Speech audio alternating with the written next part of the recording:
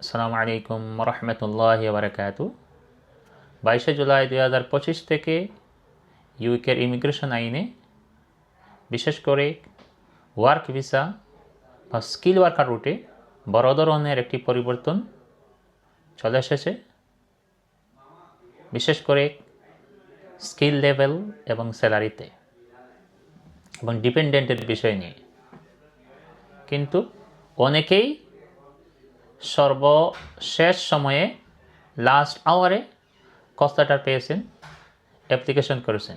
যারা 21শে জুলাই ইউকের সময় রাত 11:59 অথবা এর পূর্বে অ্যাপ্লিকেশন অনলাইনে সাবমিট করেছেন, it means visa application fees payment করেছেন সাকসেসফুলি, তাদের প্রত্যেকেরই ভিসা পুরাতন আইনে কনসিডার হবে। আপনাদের কোনো চিন্তার কারণ নেই।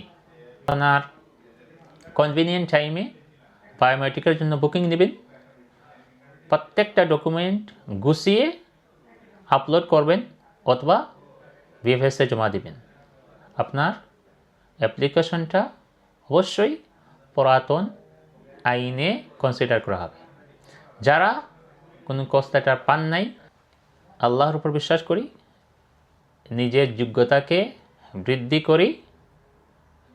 নেক্সট ভিডিওতে আমরা শেয়ার করব যে হোম অফিস কোন কোন পেশায় এবং কোন লেভেলের পেশায় ওনারা মাইগ্রেন্ট নিবে অথবা স্কিল ওয়ার্ক সার্ভিসে অ্যাপ্লিকেশন করতে পারবেন।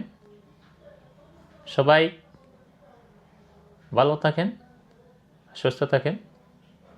আসসালামু আলাইকুম ওয়া রাহমাতুল্লাহি ওয়া বারাকাতুহু।